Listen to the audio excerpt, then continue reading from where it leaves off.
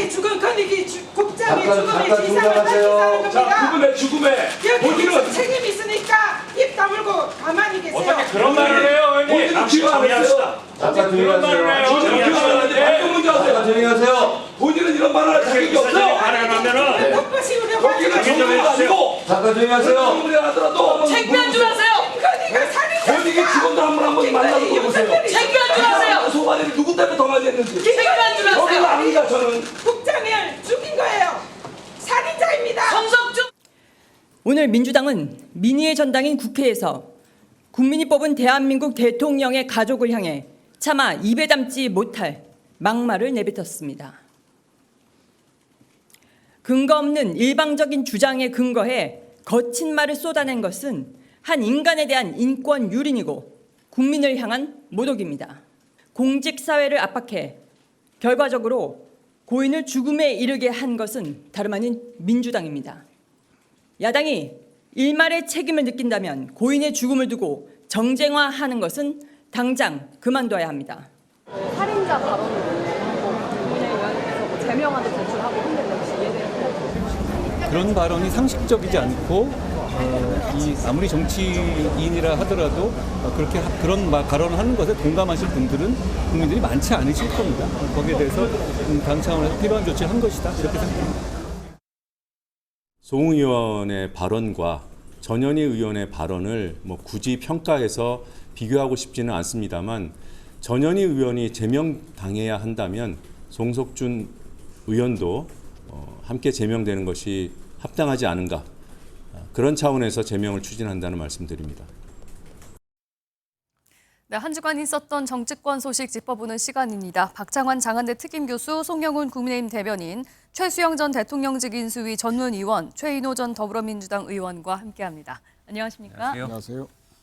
앞서 이제 법사위에서 전현희 의원 또 송석준 국민의힘 의원 설전을 잠깐 화면을 통해서 봤는데 이게 언제까지 우리 국민은 저런 모습을 계속 보고 있어야 되는지 모르겠습니다. 뭐 양비론이 아니라 뭐 너도 잘못했고 너도 잘못했다 이 얘기를 지금 하자는 게 아니고 언제까지 저 정도 수준의 국회의원들이 이 법사위를 이끌고 또 국회 전체 회의에서 이렇게 얘기하는 걸 우리 국민은 인내하고 봐줘야 되는 것인가?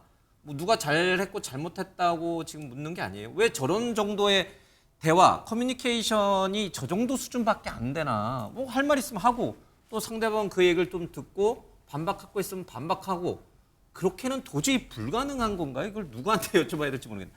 먼저 우리 최수영 의원께서 네. 저 정도 수준밖에 안 돼요. 우리 국회의원들의 대화 이 기술 대화 뭐라 그러죠? 커뮤니케이션 능력이 저 정도밖에 안 돼요. 사실 우리가 이제 그 한 나라의 정치의 수준이 그 나라 국민의 수준이라고 하지 않습니까? 그런 측면에서 보면 참 참담하기 짝이 없죠.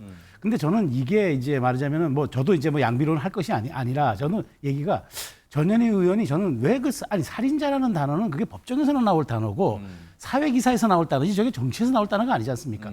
누가 살인자라는 건 직접적인 가해를 해서 그 사람을 죽음에 이르게 했을 때 살해를 하는 건데 아니 어떻게 저게 그 상임위원회 장에서 나옵니까? 그러다 보니까 이제 송석준이 맞불을 놓은 건데 저는 저렇게 극단으로 치닫는 게 사실 민주당 전대 일정과도 관계가 있다고 봐요. 지금 전현희 의원이 무언가 지금 말하자면 이 국면에서 본인이 좀 당선권을 가기 위해서 강성발을 쏟아내는 것 같은데 근데 그렇더라도 어느 금도가 있었어야지 대통령 부부를 향해서 살인자라고 한다 그러면 당연히 국민의 입장에서는 그러면 사람이 그 어떤 사건과 의혹과 관련돼서 죽으면은 다 그 사람 책임인가요? 그럼 그래서 이재명 대표 책임론이 나오는 것 아닙니까? 그래서 저는 너무 도발이 과도했다. 이 부분에 대해서는 전현희 의원이 저는 입이 10개라도 할 말이 없을 거라고 봐요. 전현희 의원이 잘못했고 송석준 의원은 잘했다 지금 이렇게 아니 잘한 건 아니죠. 잘한 건 아니죠. 송석준 의원이 반발하다 보니까 본인도 이제 거친 수위가 높아간 거죠. 근데 도발을 저렇게 살인자라는 단어를 했을 때 그럼 여당에서 가만히 있겠다는 것도 그건 여당의 또 몫이 아니잖아요. 왜요? 가만히 있어주면 안 돼요? 근데 좀 뭐 시컷 얘기하십시오. 한 다음에 그다음에 조목조목 그런 표현은 잘못됐습니다. 또 조목조목 따지고. 그래서 저도 거친 수위는 저도 비판하는데 송석준 의원도 결코 잘한 건 아니죠. 그런데 저런 말에 가만히 있을 거라고 생각한다 그러면 한국 정치가 지금 이 지경까지 왔겠습니까? 저는 그 말씀 드리고 싶어요. 어떻게 생각하세요? 전현희 의원은 왜? 우선 이것이 이제 뭐 전현희 의원이 계획적으로 발언한 것이 아니고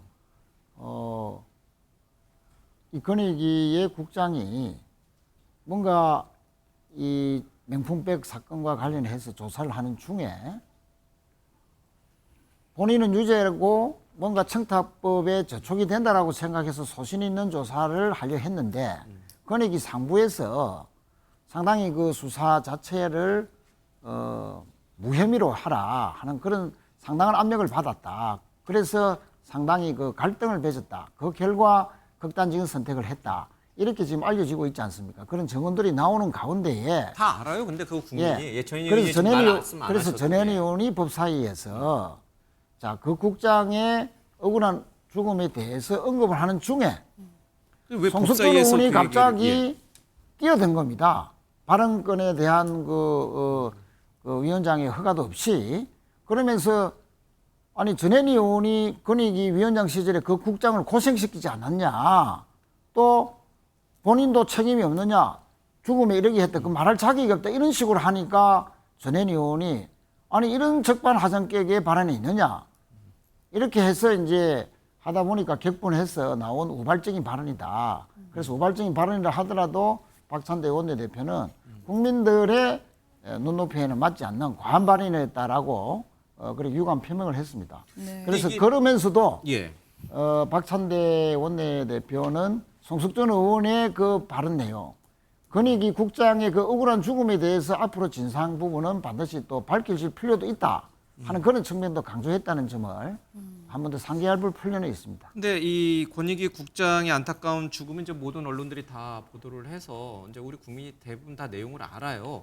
근데 이 얘기를 꼭 법사위에서 해야 될 얘기인가요? 권익위가 법사위 소관인가요? 저는 이제 법사위가 지금 여야 이제 대립의 예. 최전선이잖아요. 이제 그러다 보니까 이제 모든 쟁점들이 사실은 법사위에서 거의 다 다뤄집니다. 할 만한 얘기였다 이렇게 보시는 거예요? 네.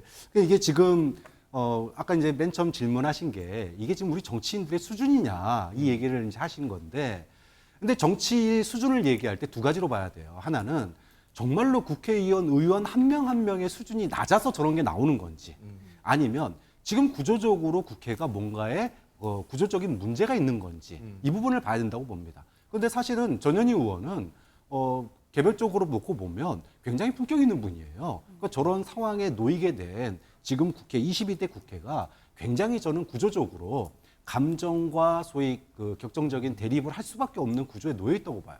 왜냐하면 선거를 통해서 세상이 바뀐다라고 하는 게 보여지면 선거는 표를 더 많이 얻어야 되잖아요. 그럼 당연히 중도층이나 국민들에게 이야기하는 평상적인 언어가 나옵니다. 그런데 지난 총선을 통해서 국민들은 현 정권에 대해서 바뀌라라고 얘기를 한 건데 예. 지금 21번째, 22번째 거부권을 행사하고 있고 그다음에 국정기조는 하나도 안 바뀌고 있고 오히려 더 마치 그 권익위 부국장의 죽음이 마치 민주당 탓인 양 이렇게 거꾸로 호도하니 아 선거를 통해서도 바뀌지 않는구나. 그럼 얼마나 막막함을 느낍니까? 벽 앞에 있는 느낌을 느낄 거예요. 아마 여당도 과거 문재인 정부 시절에 그 비슷한 것을 느꼈을 수 있습니다. 저는 이런 것들이 소위 말해서 오기, 감정 이런 것들이 더 격화시키는 그런 부분들이 있다. 근데 이제 이런 부분들에 대해서 사실은 조금 더 좀 냉정하게 상대 측이 대립해 줘야 되는데 사실은 지금의 이 감정 싸움에 불을 지른 거는 대통령이 먼저 불을 질러놨어요. 작년입니다. 벌써 민주당에 대해서 반국가 세력이라고 이미 소위 프레임을 씌웠잖아요. 그리고 지금 장 차관 중에 전직 대통령에 대해서 뭐 모가지, 뭐 악마, 별 얘기하신 분들이 한 트럭으로 있어요. 그분들 사과 한마디 안 했지 않습니까? 그럼 당연히 서로 뭐 부부싸움을 하면 모두에게 책임이 있듯이 뭐 저도 양비론 얘기하기 싫지만 지금의 이 구조적인 그 22대 국회의 이 막말 논쟁은 국정기조의 변화가 없이는 상당히 어려운 지금 한계에 도달했다고 봐요. 네. 이거를 국회의 문제로 우리가 뭉뚱그려서 얘기를 하면 안 되고요. 지금 이렇게 연이어진 막말들은 민주당의 1급 체제가 빚어낸 참사입니다. 정확하게 그 원인을 구조적으로 봐야 됩니다. 자, 지금 민주당 최고위원 경선 오늘 서울 지역 발표가 나지 않았습니까? 그 결과로 누적 2위가 된 분이 김병주 의원이죠. 2위를 달리고 있는 원동력이 어디서 나왔습니까? 지난 7월 2일에 대정부 질문 과정에서 한 달 전 논평을 소환해 와서 뜬금없이 정신 나간 국민의힘 국회의원들이라고 본회의장에서 막말했어요. 그날로 대정부 질문이 다 파행을 빚고 중단이 됐습니다마는 김병주 의원은 그 막말을 원동력으로 강성당원들의 지지를 받아서 지금 2위까지 치고 올라왔습니다.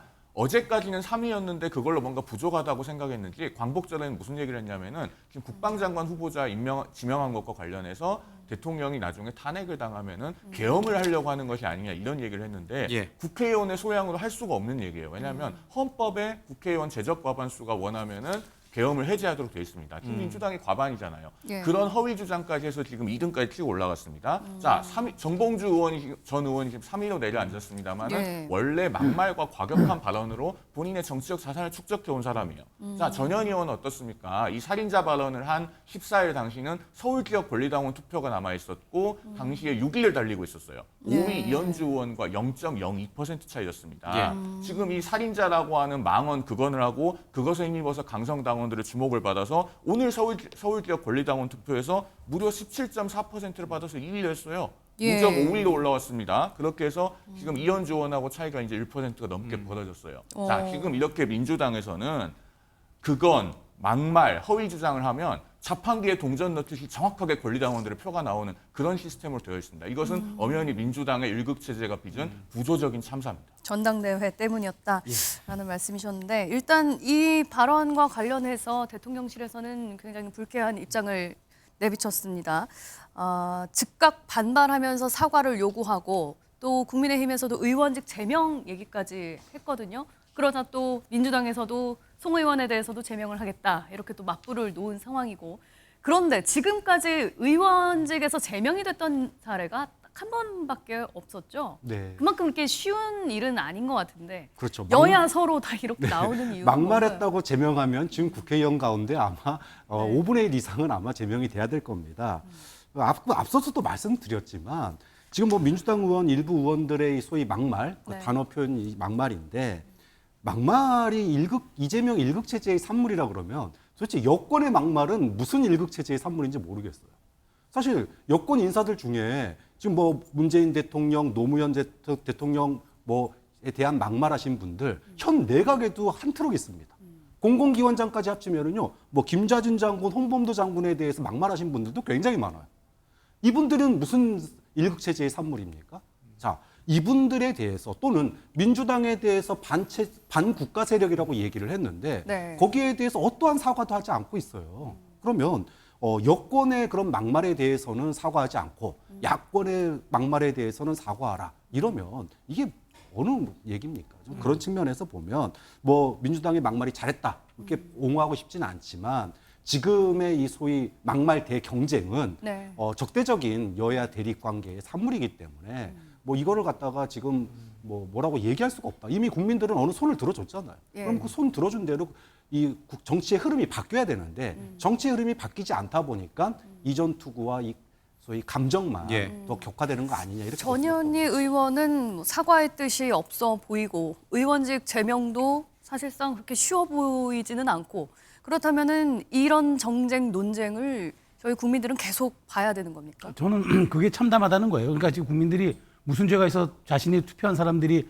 이런 행태를 보이고 있는 것을 우리가 뭐 보고만 있어야 하겠습니까? 근데 저는 이 고리를 악순환의 고리는 누군가 끊어줘야 돼요. 그러니까 이게 네. 윤리제소라든가 의원직 제명으로 될 일은 아니잖아요. 예. 자 그렇다면 이거는 최소한 저는 이번 전대가 끝나고 이재명 대표가 저는 지금 보기에 뭐 거의 90% 누적 득표율이니까 된다고 보고 그럼 8월 18일 이후에 본인들이 나서서 그동안 한동훈 대표도 지금 대표도 지금 사실 국민의힘 내에서 보수 정치인 가운데 따르는 사람들이 굉장히 팬덤이 형성돼 있잖아요. 이 두 분이 만나서 우리 정치의 퇴행화를 더 이상 볼 수 없다. 네. 뭔가 생산적이고 품격 있는 정치를 가동하자고 저는 얘기를 해야 된다고 봐요. 그리고 더 나아가서는 뭐 말씀드린 대로 윤석열 대통령도 나중에 여야정 협의체가 꾸려진다 그러면은 네. 최소한 그러면서 국정기조의 전환이라기보다는 어찌되었건 간에 우리 정치의 문화와 품격을 바꾸는 일에 함께하겠다, 동참하겠다 이런 식의 이야기들이 있어야지 저는 이래서 양당 간 아주 지금 팬덤 형상이 공고히 있는 이 두 정치 지도자가 이거는 정말 본인들의 메시지와 본인들의 어떤 그런 대국민 선언으로 함께 풀어줘야지 이걸 말하자면 보스들이 나서지 않는데 어떻게 밑에서부터 자정 운동이 생기겠습니까? 그런 측면에서 저는 8월 18일 이후에 대한민국이 좀 통큰 정치 기대합니다. 자, 시간이 좀 빠듯하니까 좀 빠르게 가겠습니다. 지금 얘기가 나왔으니까 그냥 민주당 전당대회 얘기를 좀 가겠습니다. 최 의원님, 그 이번에 최고위원들 뭐 대표가 관심 있는 게 아니라 누가 최고위원 이제 제일 표를 많이 받나 이런 게 관심이 있는 것 같은데 뭐 명팔이라는 얘기도 좀 나오고 있고. 근데 딱 면면을 보니까 이재명 대표를 견제할 만한 사람은 한 명도 없어요. 최고위원 지금 되실 것 같은 분들에게는. 뭐 누군가는 비판의 목소리를 한 명쯤은 있어야 되는 거 아닌가요? 민주주의 정당인데. 뭐 지금 보면 한 명 정도는 보이는 건 아닙니까? 누가 이재명 대표에게 쓴소리 할 수 있습니까? 김병주 의원이 본인의 합니까? 뭐 진정한 의도가 정봉주요? 정봉주 후보요? 뭐 그렇게 지금 이제 그렇게 구도가 흘러가는 것 같은데 우선 이제 뭐 전당대 전체를 보면 아직 50% 정도의 투표가 개표가 안 된 상태고 내일 14%의 대의원들이 이제 투표를 하지 않습니까? 네. 그래서 아직까지는 그 결과를 뭐 다 모른다. 특히 대표 선거는 이미 뭐 9대 명의 능선을 거의 넘어가는 듯 해서 이미 뭐 사실상 정해졌다 보고요. 다만 최고위원 선거는 상당히 혼전이다. 그게 이제 이 가장 핵심이 이제 정봉주 후보가 몇 %의 득표를 할 수 있느냐 이 여부인데 저는 좀 유심히 본 것이 이재명 대표는 90%가 거의 가까이 나오는데 정봉주 후보도 어제까지로 보면 약 16%, 17%가 나오거든요. 네. 그러면 이재명 대표를 찍었던 당원들도 정봉주 후보에게 거의 한 8%에서 10%가 정봉주 후보를 찍었다는 것이죠. 그 말은 이재명 대표의 강구한 체제도 당원들이 절대적으로 원하는 것이지만 정봉주 후보의 그런 그 쓴소리가 당을 위해서 건강한 당을 만드는데 자양분으로 작용할 것이라고 공감하는 표도 거의 10% 가까이 있는 것이다. 네. 그런 측면에서 본다면 앞으로 이제 국민 여론조사 또 대의원들은 일반 권리당원과는 좀 다른 그 표심을 발휘할 가능성이 있어서 또 그 순위 변동도 상당히 끝까지 잘 지켜봐야 되지 않겠나. 저는 그렇게 보고 있습니다. 알겠습니다. 네.